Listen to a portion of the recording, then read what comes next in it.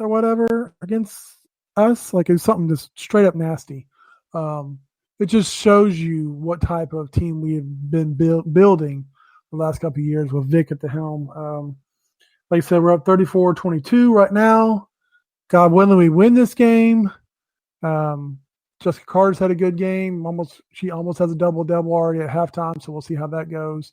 I'm excited. We'll continue to watch this game as we keep going. I think this game will still be on when we finish recording. But anyways, let's jump to the big game of the year this coming Monday. Oh, boy. Do we have to? Can we just wait till Monday? No, we can talk about it now. South Carolina Lady Gamecocks, our nemesis. Stubbs, what you think? You think we got a chance in this game? It's at South Carolina, so according to the refs, no, we have no chance. It's not happening. Yeah, referees. Yeah. You know how that's worked out, especially with Dawn Staley. A combination of Dawn Staley at home with these refs, SEC refs, no. And considering they're the number one team in the nation right now, do you think they're going to help us out any this game? No. But it will tell us how far this young team has come. Because before the season started, South Carolina was picked to win it all. Then Texas A&M was number 2. And a lot of Mississippi State fans were a little upset that we were coming in at number 3 because of what we've done the last couple of years. So this will tell where we are and how far we got to go.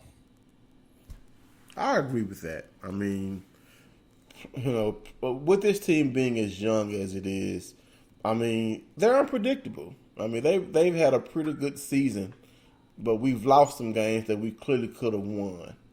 And this is going to be our biggest challenge today, as far as where we measure up against an elite SEC squad.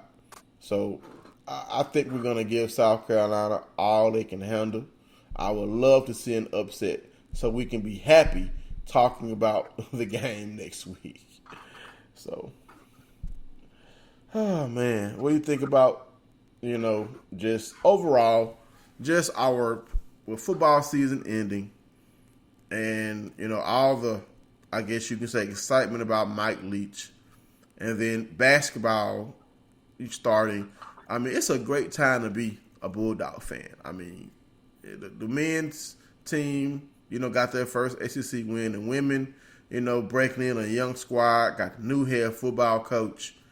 I mean, just what do you think about this time to be a Bulldog fan?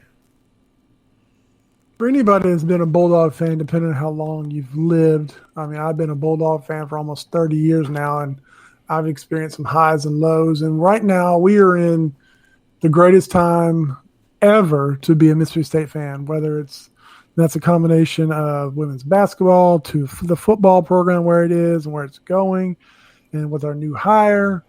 Basketball team coming off a NCAA tournament appearance this past year. We'll see what happens with this year. The new baseball stadium, we'll get to talk about. I'll talk about the rankings coming up in the next segment. So it really, if you're just now coming in to be a Bulldog fan, you're in for a treat. For those that have experienced all the pain, whether it's the losses to Maine and all those ones prior to that, you've got to be pretty much on an all-time high right now and be proud to see where this program's going. Not just, I mean, you could throw in tennis if you want to throw in tennis, or where we went this past year as, national champs runner-ups or whatever, and singles and stuff like that. And softball program was in and out of the top 25. We've got our new coach over there with Samantha Ricketts. It's going to pick up in about a week or so. I'll start talking about that.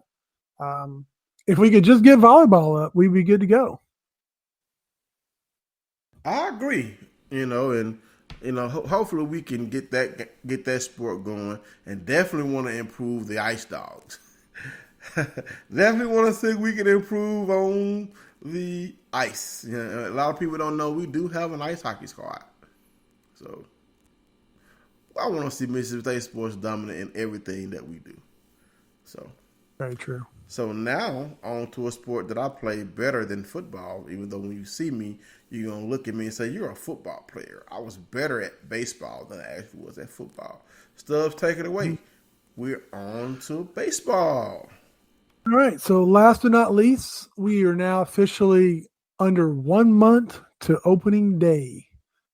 And for most people, I won't say most, I'll say for many people, this is the Mississippi State sport that everybody lives for. You can say football is number one based on the population and how many people are put in that stadium.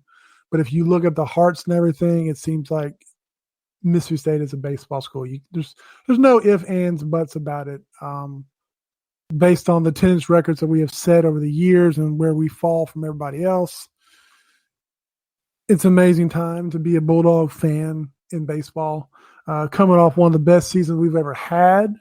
Preseason rankings are slowly coming out. There was a couple last week I don't think I touched on, but this week we've had two other rankings come out. We've had D1 Baseball show up, and they put us at 10th. And then College Baseball Nation came out earlier this week. I think it was about 2 days ago, and they have us at 8th. So most of the rankings right now that I've seen have us somewhere in the top 10. And the thing is with college baseball, there's so many rankings. I mean, I could go out there and make a rankings if I needed to. But on normal, I think there's 6 rankings that everybody compares to. There might be actually be 8. I'm excited about this season, especially what happened last year. I mean, we lost a lot of key players. We lost a GOAT, as most people would say, and Jake Mangum. We've lost some pitching staff. It's an unknown pitching staff. You really think about it. I mean, you have Ginn, and then after that, depending on injuries, we'll see what happens with our Canadian guy and McLeod, McLennan, and like I said, I'm excited, especially because you're going to see what players step up out of the JUCO ranks. We're going to see who steps up out of the freshman ranks. I'm excited. What do you got on baseball? Man, I'm glad to see us recognized for the talent and team that we have. I think baseball is going to win us a national championship very, very soon. Baseball is our athletics director sport, so we know he wants to help his sport win the right way and bring in quality athletes to the Mississippi State baseball program. So I'm glad to see that we're getting this recognition. We deserve it. Mississippi State is known as a baseball school. So the recognition is well deserved. Well deserved. So before we get out of here, earlier in the show, we talked about our ACC brother LSU winning the national championship. But what happened after the game has people, fans of LSU and fans around the world, like, what the happened? Like, what's going on? Odell Beckham Jr. of the Cleveland Browns was handing out money on the football field after the game. Not monopoly money, real money. That's an NCAA violation. Even though they've won the last football game of the season, they are still student athletes. They are still officially representative of LSU. So you cannot do that. Stubbs, what do you think about LSU's problems with Odell Beckham with that money? Odell Beckham's living like he's living in Hollywood or something. It is. I don't even know what to say. It almost leaves me speechless. First off, I mean, he does a nice gesture. He buys everybody on the team Beats headsets, sets them back $45,000. He's there on the field when they win the championship, and I feel like he knew where the cameras were. He knew how to work them. He worked the crowd. He starts handing out money, a couple $100 here, Jefferson, we know he's gone. I mean, that was his last game. I forgot who the other guy was that he slapped and gave him some money. But if you watch those videos, okay, so then you watch the videos and you see the people in the background like, is this man really handing out money? And then we get into another tiffle with, he goes into the locker room. We've got the smoking thing going on. And then we got this rent-a-cop that's in there, the security talking about you can't smoke. And now he done slapped the man on his ass. They got a warrant out for him for battery. Like, oh my God. Like, the whole thing is just insane. I mean, LSU I think the most insane part of the whole thing was when LSU tried to come out and say it was fake money. First of all, where's Odell Beckham getting fake money at? Does he know where to get fake money from? And who carries around a wad of fake money? I mean, it's all just a mess. And we all know every school there's athletes out there to get paid on every single campus out there in America. It's not like people are trying to hide it. I don't know if that was a slap in the face to the NCAA or if he was just drunk or high or what his thought process was to do it on the field and not like in the locker room.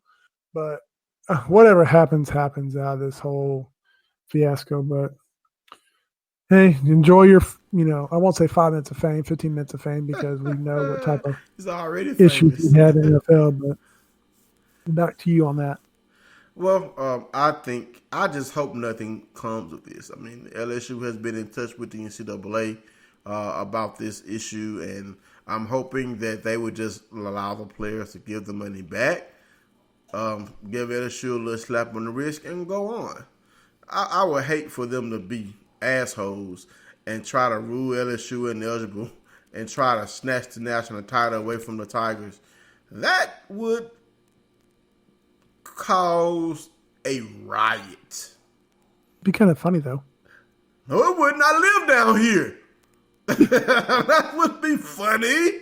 I live down here. I'm around these Tigers. You know what I'm saying? If the NCAA tried to take away LSU's national championship, it would be bedlam.